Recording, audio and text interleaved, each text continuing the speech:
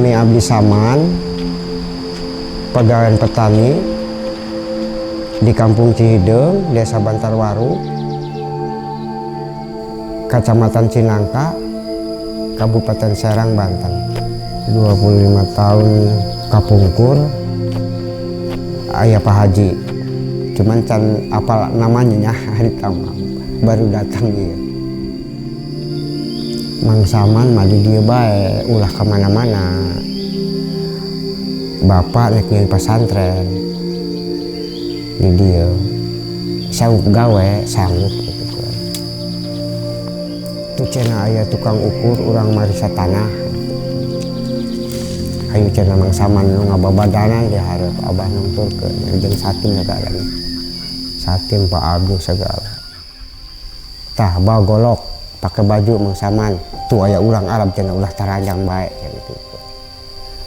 Siap kalau pakai sepatu.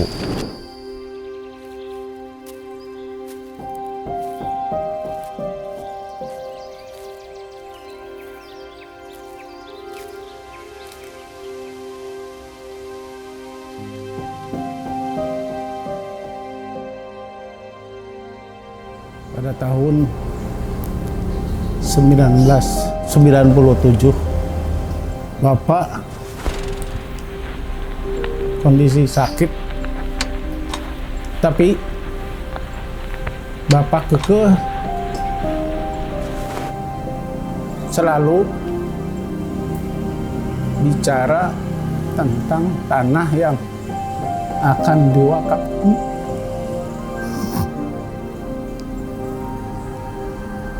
kepada Ustadz Hilmi. Tanah itu adalah tujuannya untuk bikin lembaga pendidikan atau pesantren. Kalau dilihat dari medannya tidak mungkin untuk bisa dibangun karena kontur tanahnya yang sangat curam. Pak Haji Hilmi dengan Ibu Nining Suningsi datang menjenguk ke rumah sakit, dan di situ Abah Malik mengatakan, kapan di Haji wakaf kakak diterima. Dan saat itu Pak Haji Hilmi pun bingung. Ibu Haji Nining Suningsi memaksa kepada Ustadz Hilmi untuk bisa atau cepat menerima, dan akhirnya Pak Haji Hilmi menerima tanah tersebut.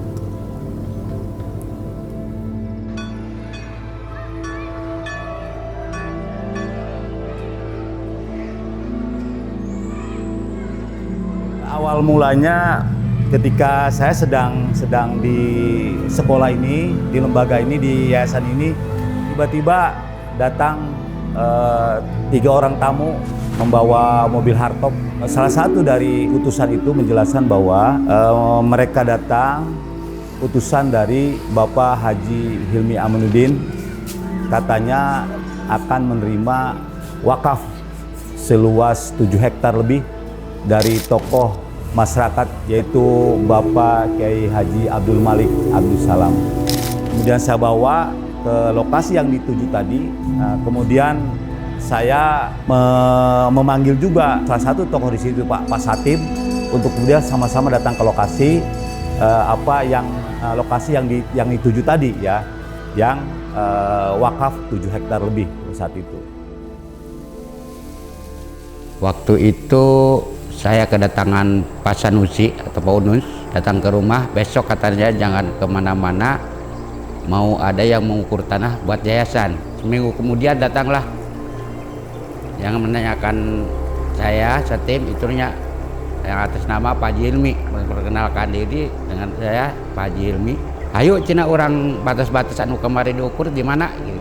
Waktu itu saya ngajak Pak Saman begitu buat matok tanah sekalian yang begitu ada yang belakang kecil yang begitu curam tuh ya. berapa itu kecuramannya hampir 100 derajat lebih mungkin itu. Coba kalau ini lihat itu. Karena ada posisi yang curam ya saya kasihan, saya itu batasnya. Emang saatnya cuma bahaya injak cina gitu. Itu harus saya mau waktu saya sampai neruin bat itu kan curam. Beliau itu harus aja ke injak batas-batasnya.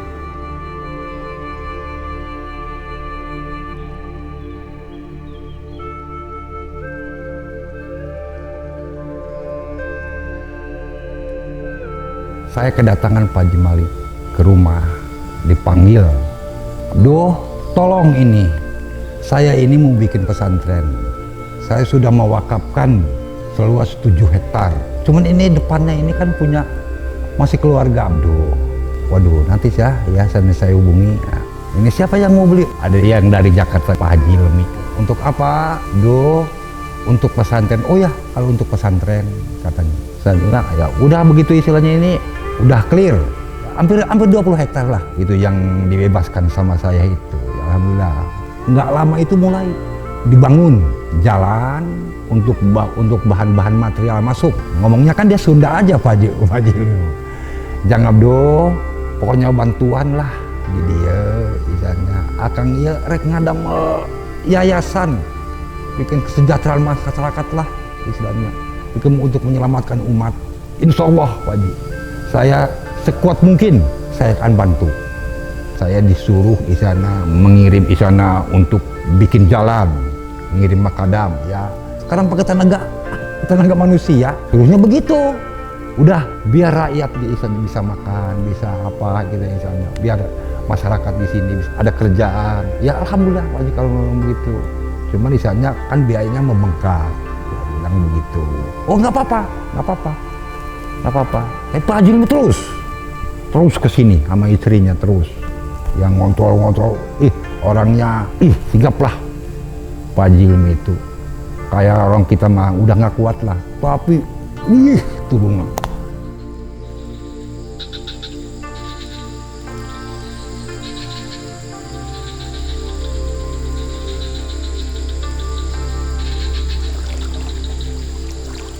Awalnya emang saya anggota kepolisian Polres Cilegon, Polsek Cinangka. Hanya saya memilih pensiun muda. Tokoh masyarakat Cinangka yang namanya Pak Haji Malik. Saya dipanggil untuk menghadap Pak Haji Malik. Langsung saya ke sana, langsung saya ngobrol dengan Pak Haji Malik. Kata Pak Haji Malik, nih Abah rek ngabangun pesantren di Cihideng. Tolong bantu ku Inta, sabisana Inta itu masalah keamanan. Terus dijawab harus dibantu. Apalagi ini pesantren ini untuk mencengkak umat. Setelah itu saya berusaha sebisanya untuk jadi keamanan di Nur Fikri. Ada cerita unik gitu ya. Saya itu karena kerja malam, ya namanya juga sendirian, aplusnya dengan siapa kan gitu. Satpamnya sendirian, saat tidur di pos. Saat tidur, begitu bangun ada harimau di pinggir saya kaget dan saya takut kan gitu. Karena takut saya tidur lagi begitu bangun harimau itu sudah tidak ada. Saya mikir ini apa ini, apakah nemanin saya sendirian? Karena ini pesantren, apapun yang terjadi tentang keamanan saya hadapi dengan kerja kerasnya saya di sini sebagai keamanan. Karena apa? Karena ini pesantren ini milik umat, bukan milik siapa-siapa, untuk mencerdaskan umat.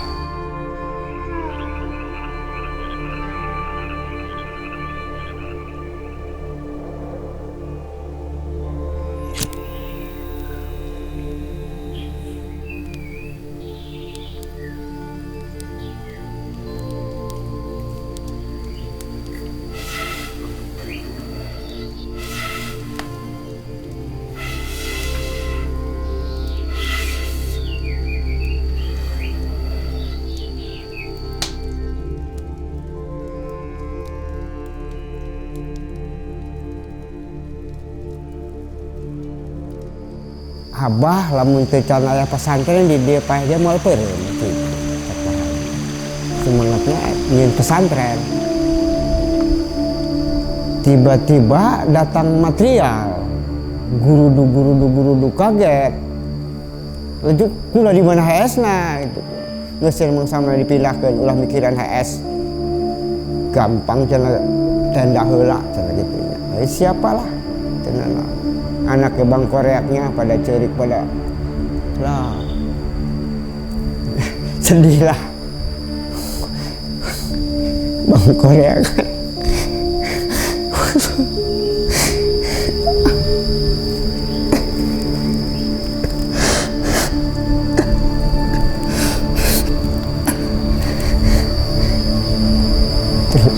Dicoba omong sama tenang ulah baca terus kuma bapak sama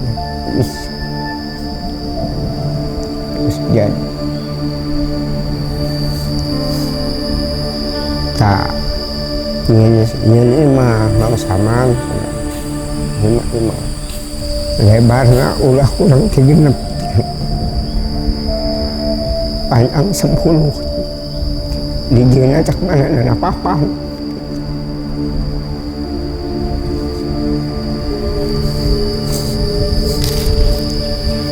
Terus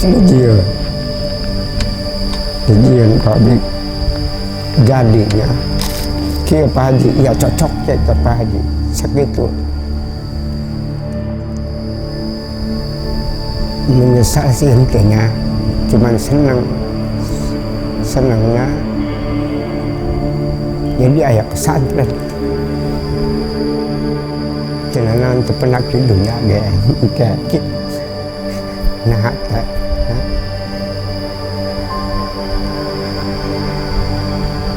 saya mau kata di ucapan di kampung banyak wali saya menyebutnya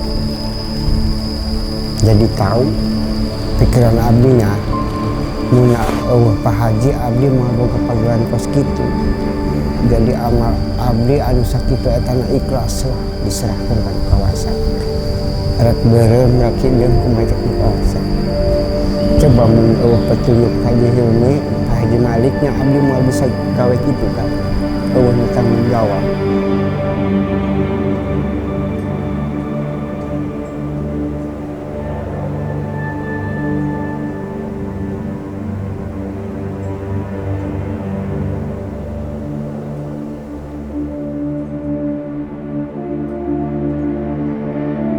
Tentang kehadiran pesantren berkaitan dengan pendidikan masyarakat sekitar itu sangat terasa sekali. Wabil khusus fasilitas tempat ibadah tidak hanya kami yang dekat dengan pesantren, tapi di luar pesantren pun banyak fasilitas terutama masjid dan musola dibangun oleh Bapak Haji Hilmi Aminuddin.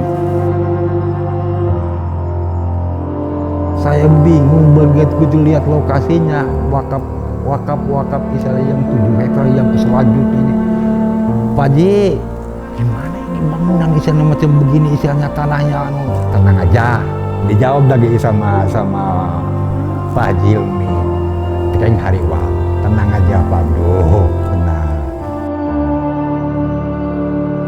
Waduh, saya lihat bangunan sebesar begini waduh saya bilang benar-benar sesuai dengan pembicaraan Pak Haji Hilmi dulu itu. Benar-benar saya waduh terharu lah.